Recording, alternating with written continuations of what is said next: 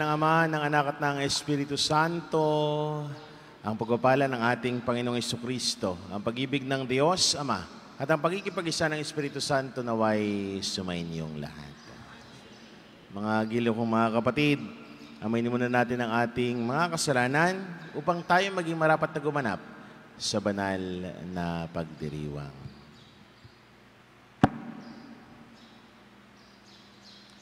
Sabay-sabay po tayo, inaamin ko sa makapangyarihang Diyos at sa inyo mga kapatid, na lubha akong nagkasala sa isip, sa salita, sa gawa, at sa aking pagkukulang. Kaya isinasamo ko sa mahal na Birheng Maria, sa lahat ng mga anghel at mga banal, at sa inyo mga kapatid, na ako'y ipanalangin sa Panginoong ating Diyos. Kawaan tayo ng makapangyarihang Diyos, patawarin tayo sa ating mga kasalanan, patnubayan tayo sa buhay na walang hanggan. Amen. Panginoon, kaawaan mo kami. Panginoon, kaawaan mo kami. Kristo, kaawaan mo kami. Kristo, kaawaan mo kami. Panginoon, kaawaan mo kami. Panginoon, kaawaan mo kami. Manalangin po tayo.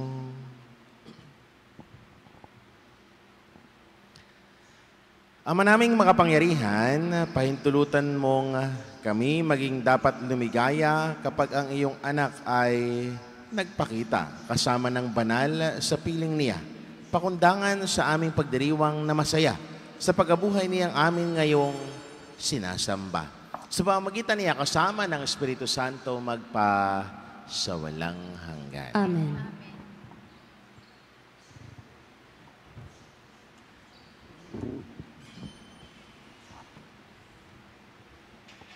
Pagbasa mula sa mga gawa ng mga apostol.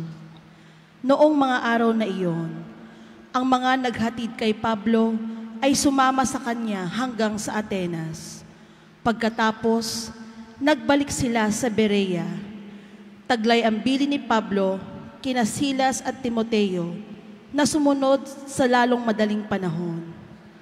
At si Pablo ay tumayo sa harap ng kapulungan ng Areopago at nagsalita, "Mga taga-Atenas, napapansin kong buhos na buhos ang inyong kalooban sa relihiyon, sapagkat sa paglalakad ko sa lungsod at pagmamasid sa mga simbahan ninyo, nakakita ako ng isang dambanang may nakasulat na ganito, sa Diyos na hindi nakikilala, ang inyong sinasamba, kahit hindi ninyo kilala ang siya kong ipinapahayag sa inyo.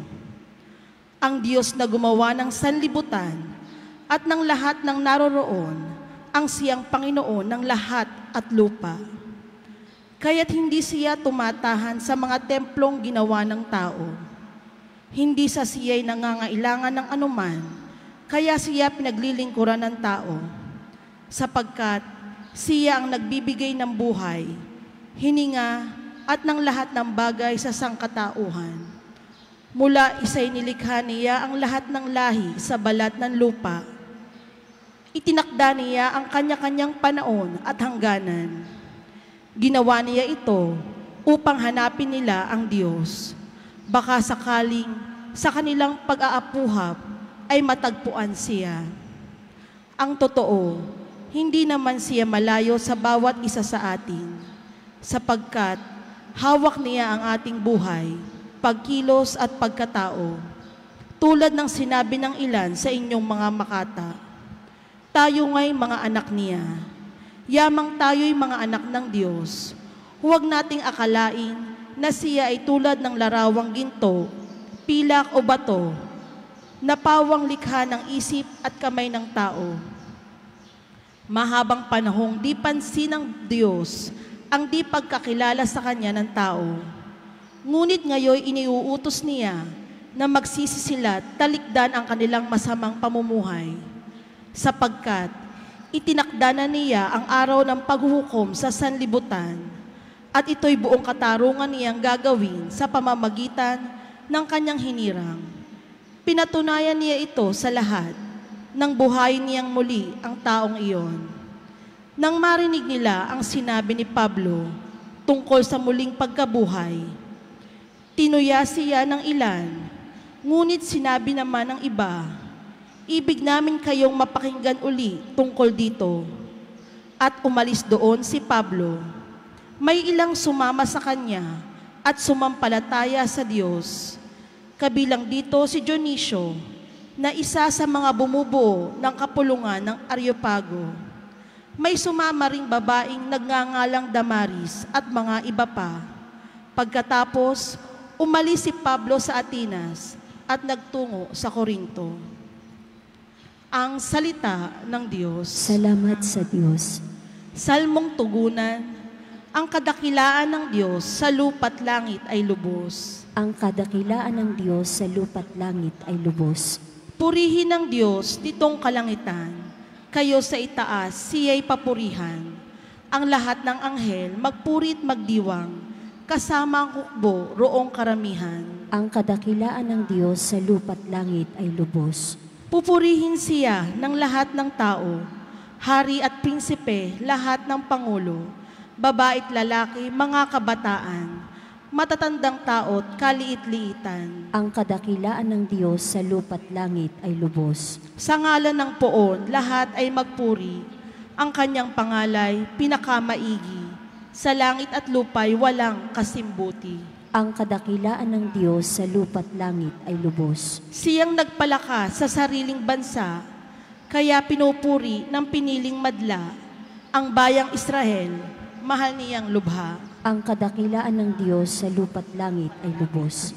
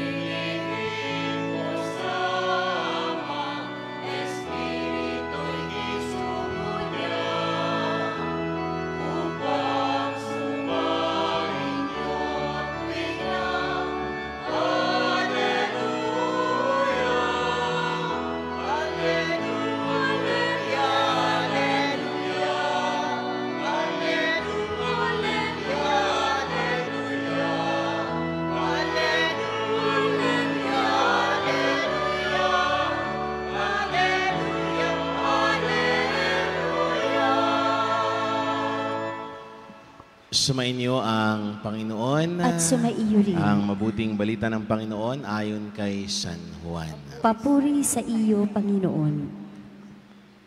Noong panahong iyon, sinabi ni Jesus sa kanyang mga alagad, "Marami pa akong sasabihin sa inyo, ngunit hindi pa ninyo kayang unawain ngayon. Pagdating ng Espiritu ng Katotohanan, tutulungan niya kayo upang maunawaan ninyo ang buong katotohanan. Sapagkat magsasalita siya hindi sa kanyang sarili. Sasabihin niya sa inyo ang kanyang narinig at ipapahayag ang mga bagay na darating. Pararangalan niya ako sapagkat sa akin magmula ang ipahayag niya sa inyo. Ang lahat ng sa Ama ay akin. Kaya ko sinabing sa akin magmula ang kanyang ipapahayag sa inyo." Mga kapatid, ang mabuting balita ng Panginoon. Pinupuri ka namin, Panginoong Hesukristo. Magandang umaga po sa inyong lahat. At sa mga giliw din nating nakikisa sa ating Facebook Live, magandang umaga din. Mga giliw kong mga kapatid, tayo po ngayon ay nasa araw ng Miyerkules, ika-6 na linggo sa panahon ng pagkabuhay ni Jesus. Sa mga darating na mga araw ay matatapos na, sa mga darating na linggo, matatapos na ang panahon ng pagkabuhay ni Jesus. Ito'y pakita sa atin na kung paanong si Jesus ay namamaalam na at ipinababahala ang lahat sa banal na Espiritu Santo. Ng Espiritu Santo sa ating buhay ang siyang tagagabay at tagapatnubay sa atin upang mas lalo pang palakasin ang ating pananampalataya sa Diyos. Yun ang katotohanan na tayo bilang mananampalataya dapat napapaigting natin na ugnayan natin sa Diyos sa pamamagitan ng banal na Espiritu. Ang katotohanan ng buhay na merong taga-patnubay. Ang katotohanan ng buhay na dapat tayo bilang mananampalataya, tumatawag tayo sa banal na Espiritu. At yun naman ang magpapalakas para sa atin. Mga gilo kong mga kapatid, sa buhay, pananampalataya natin, kailangan tayo ay may ugnayan sa Kanya. Bakit ba nanghihina ang isang tao o isang mananampalataya? Kapag unti-unting hinihiwalay ang sarili sa Diyos. Yun bang kahit linggo man lamang ay hindi makapagsimba? O di kaya kahit sa buong maghapon ay hindi man lamang makapagdasal? Nowadays, makikita ho natin, tumataas na ho yung suicidal rate. Bakit? Dahil mahina ang ugnayan sa Diyos. Mahina ang pananampalataya. Hindi nauunawaan na masarap mabuhay. Bagamat marami tayong problemang hinaharap, marami tayong hamon sa buhay, pero mga gilo ko mga kapatid, lagi nating tatandaan, sa bawat problema, sa bawat hinaharap natin, meron palaging solusyon. Merong ibinibigay ang Diyos. Anong kailangan natin gawin? Pag-itingin lang natin na ugnayan natin sa Kanya. Walang problema na walang solusyon. Wala tayong hinaharap na walang magiging bunga. Anong kailangan gawin? Magtiyaga, magdasal, dumulog sa Diyos. Mga gilo kong mga kapatid, sa banal na Espiritu Santo, matatagpuan at mapapalakas natin ang ating pananampalataya. At ang banal na Espiritu Santo din ang nagpapabago sa atin. Sino bang nagsasalita sa atin kapag tayo ay may nagawang pagkakasala? Saan natin siya naririnig? Kaya nga sabi lagi, God speaks to us in our conscience. Sa konsyensya natin. At sino ang nagsasalita? Ang banal na Espiritu Santo. Madaming ganap ang banal na Espiritu Santo sa buhay natin. Kaya tingnan ho ninyo, kahit ho sa mga healing sessions ni Father Nelson o kung sino mang pari, lagi ang kinakanta bago magsimula ang healing sessions? Come Holy Spirit. Inaanyayahan ang banal na Espiritu Santo na pumasok sa atin para Para mas lalo tayong maging mapayapa. Kaya mga gilo kong mga kapatid, napakaganda ng paalala ni Jesus sa ating mabuting balita at kahit sa ating mga pagbasa. Sabi nga sa verse ng ating mabuting balita, hihilingin ko sa Ama, Espiritu isugo niya upang sumainyo tuwina. Kaya mga gilo kong mga kapatid, sa buhay ho natin, na habang tayo tumatahak sa mundong ito, na hindi naman natatapos ang mga pagsubok sa buhay, kanino dapat tayo tumatawag? Kanino dapat tayo kumakapit? Kanino dapat tayo kumukuha ng lakas? Sa banal na Espiritu. Maraming pagsubok, maraming problema, pero lahat ay may solusyon. Masarap mabuhay, masarap maglakbay sa mundong ito. Huwag nating hadlangan na tayo mismo ang pumutol sa kasiyahan ng buhay sa mundong ito. Hayaan natin na ang Diyos ang siyang magiging gabay, ang Espiritu Santo ang magiging solusyon sa lahat ng pinagdadaanan natin sa buhay. Ang kinakailangan, mga gilo kong mga kapatid, kumapit, manalig, magdasal ka sa Diyos. Dahil lagi nating sinasabi, walang imposible sa Diyos. Lahat ibibigay, lahat ay bibigay niya sa atin kung tayo lang ay kumakapit at nagdadasal sa Kanya. Muli, isang magandang umaga sa inyong lahat. Hindi tayo iniwang ulila ng ating Amang nasa langit. Bagkus, ipinadala niya sa atin ang kanyang banal na Espiritu. Sambitin natin ang ating sama-samang pananalangin sa kapangyarihan ng Espiritu ng katotohanan. Panginoon, dinggin mo ang aming panalangin. Panginoon, dinggin mo ang aming panalangin.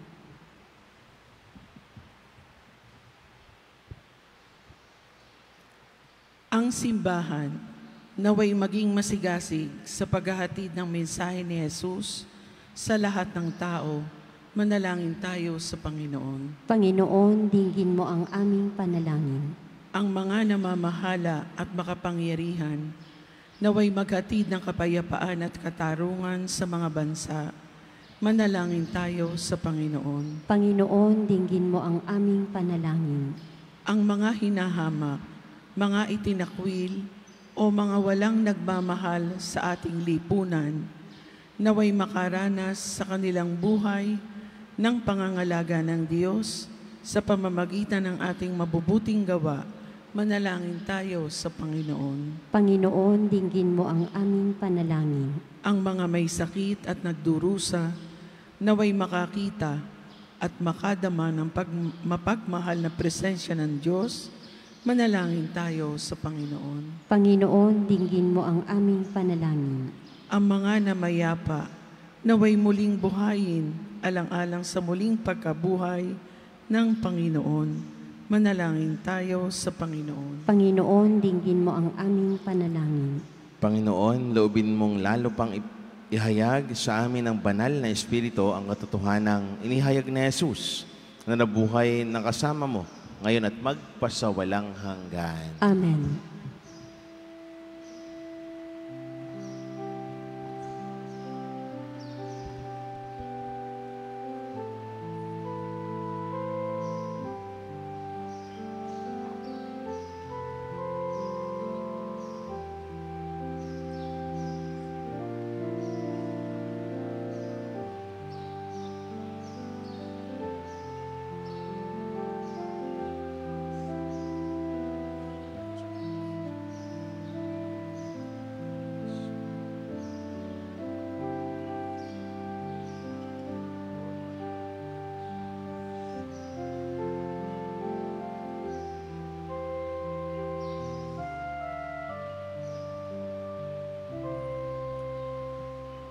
Manalangin kayo mga kapatid upang paghahain natin ay kalugdan ng Diyos amang makapangyarihan. Tanggapin nawa ng Panginoon itong paghahain sa iyong mga kamay, sa kapurihan at karangalan, sa ating kapakinabangan at sa buong sambayanan niyang banal. Ama naming lumikha sa paghahain ng banal na pagpapalitan ng iyong mga kaloob at aming mga alay.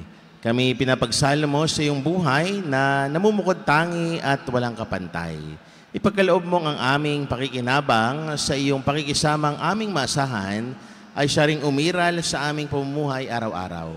Sa pamamagitan ni Jesucristo kasama ng Espiritu Santo sa walang hanggan. Amen. Sumainyo ang Panginoon. At sumaiyo rin. Itaas sa Diyos ang inyong puso at diwa. Itinaas na namin sa Kanya. Pasalamatan natin ang Panginoon na ating Diyos. Marapat na siya ay pasalamatan. Ama naming makapangyarihan, tunay nga marapat na ikaw ay aming pasalamatan.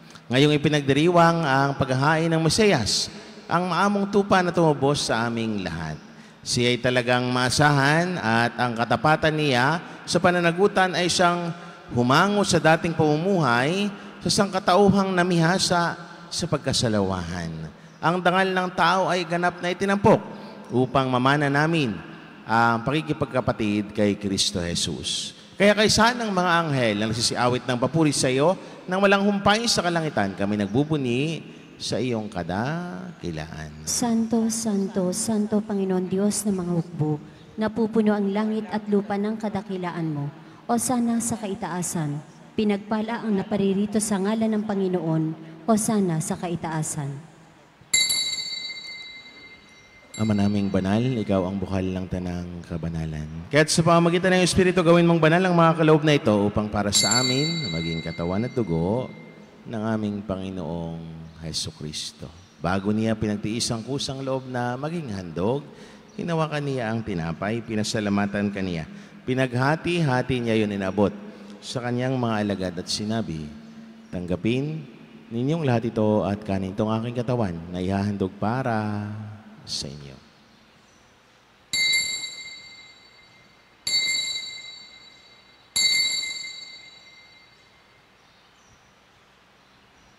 Gayon din naman, nang matapos ang hapunan, hinawakan niya ang kalis, muli kaniyang pinasalamatan. Iniabot niya ang kalis sa kanyang mga alagad at sinabi, tanggapin ninyong lahat ito at inumin itong kalis ng aking dugo, ng bago at walang hanggang tipan. Ang aking dugo ay ibubuhos para sa inyo at para sa lahat sa kapagpatawad ng mga kasalanan. Gawin niyo ito sa pag-alaala sa akin.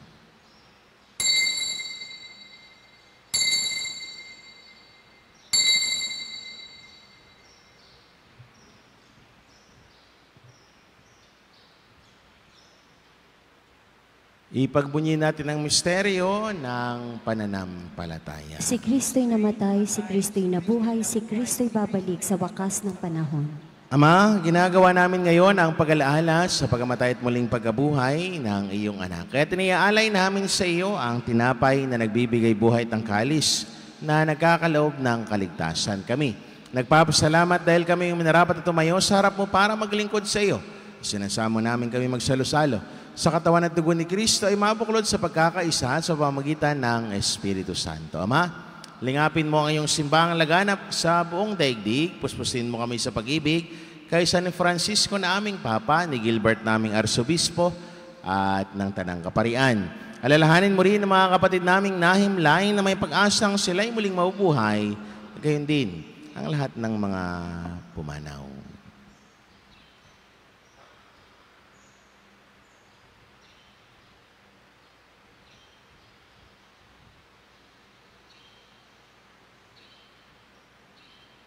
Kawaan mo sila at patuloyin sa iyong kaliwanagan. Kawaan mo at pangindapating kaming lahat na makasalo sa iyong buhay na walang wakas, kaysa ng mahal na Birheng Maria na ina ng Diyos, kaysa ni Poong San Jose, kaysa ng mga apostol at ng lahat ng mga banal na namuhay dito sa daigdig ng kalugod-lugod sa iyo. May pagdiwang naman namin ang pagpupuri sa kararangal mo sa pamamagitan ng anak na aming Panginoong Heso Kristo.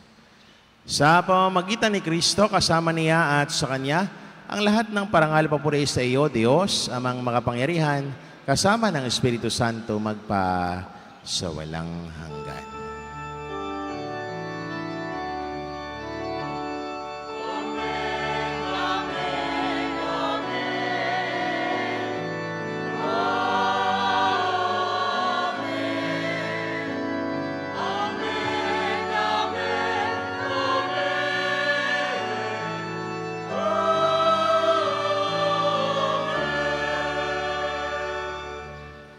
May kababaan ng loob, sama-sama iting dasalin ang panalangin tinuro sa atin ng Panginoon.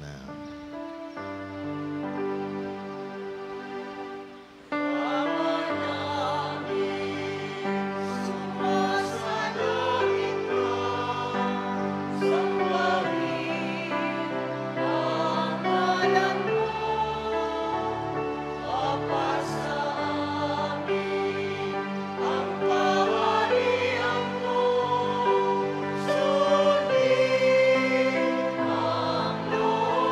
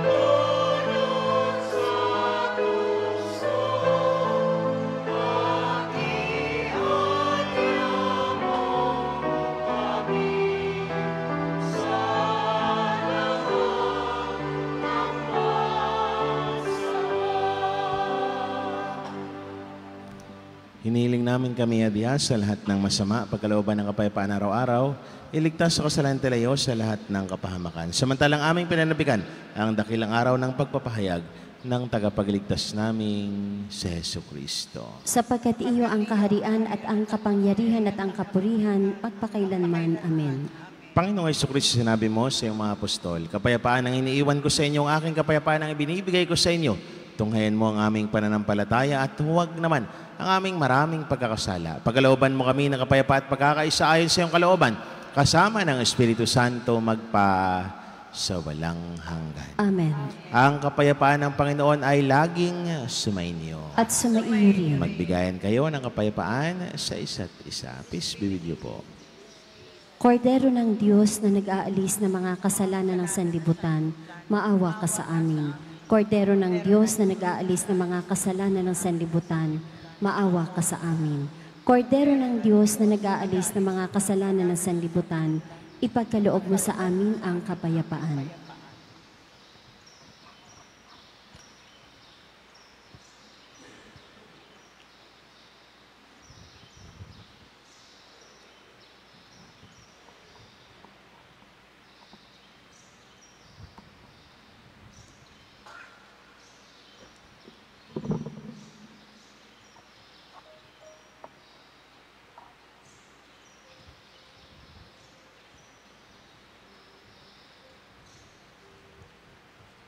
Mga minamahal na kapatid, ito ang Kordero ng Diyos. Ito ang nag-aalis ng mga kasalansan libutan, mapalatanyaan sa kanyang banal na piging.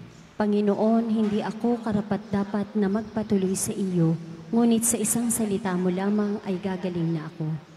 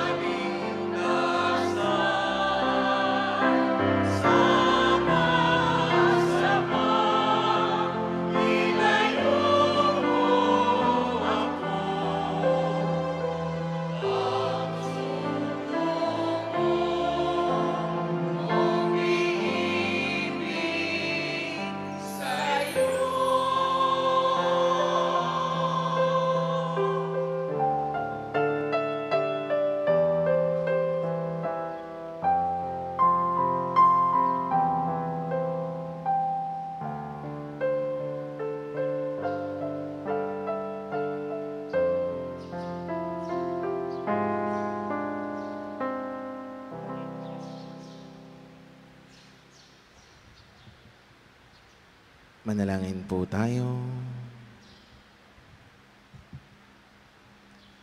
Ama naming mapagmahal, manatili kang kapiling ng iyong sambayanan na ngayoy pinapakinabang mo sa iyong sariling buhay at gawin mong kami pasulong na makahakbang mula sa dati naming pagkamakasalanan patungo sa pagbabagong nagdudulot ng iyong kabutihan. Sa pamamagitan ng Jesucristo kasama ng Espiritu Santo magpa sa walang hanggan. Sumainyo ang Panginoon. Sumaiyo rin. At pagpalain kayo ng maawain mapagmahal at makapangyarihang Diyos sa ngalan ng Ama, ng Anak at ng Espiritu Santo. Amen. Ang banal na misa ay naialay na, humayagtaglang kapayapaan at pag-ibig ng Diyos. Salamat sa Diyos.